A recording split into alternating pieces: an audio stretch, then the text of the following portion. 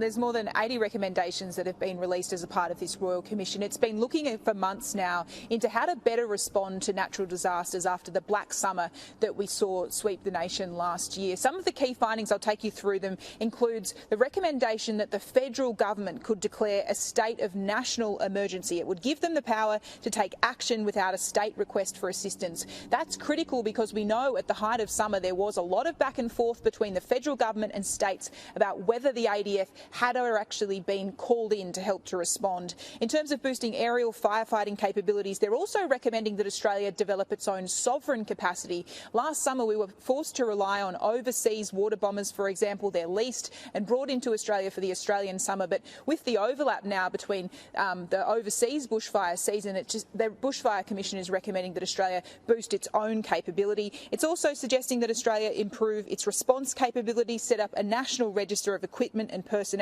and improve employment protections for firefighter volunteers. In terms of land management, this will also be a critical one that will be welcomed on the ground in so many of these bushfire communities. Speeding up the approval processes for hazard reduction burns in the lead up to a bushfire season to minimise the amount of time that landholders have to wait for approval processes. Also calls to improve coordination throughout the National Cabinet process and calling for a new disaster advisory body, clarifying the role of the ADF, harmonising data so if you're living in New South Wales or Victoria, you get the same information about warnings for bushfires, for example. And then finally, improving recovery efforts. This is talking about reforming fundraising laws and donations and also making it more clear how financial responses will be established from governments across the country when it comes to responding to national disasters, Tom.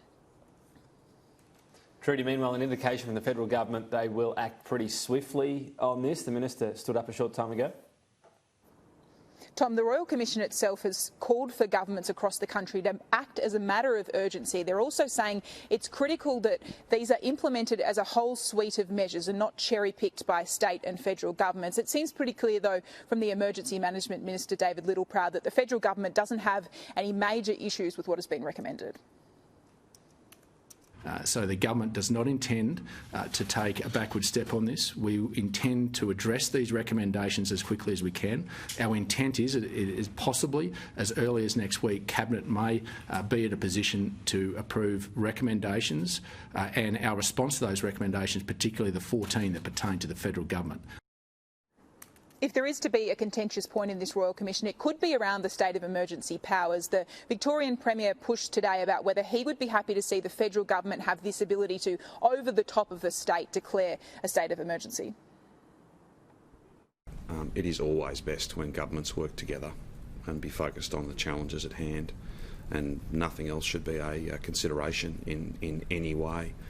But let's have a look at the report, the different recommendations they make, and then no doubt this will be a discussion that we'll have at National Cabinet and in other forums. So, Tom, certainly a lot to dig through in this Royal Commission report released today. Labor, ahead of this report, had said it was incumbent on the government to accept all of the findings. It looks like what we've heard from David Littleproud this morning that will be the case.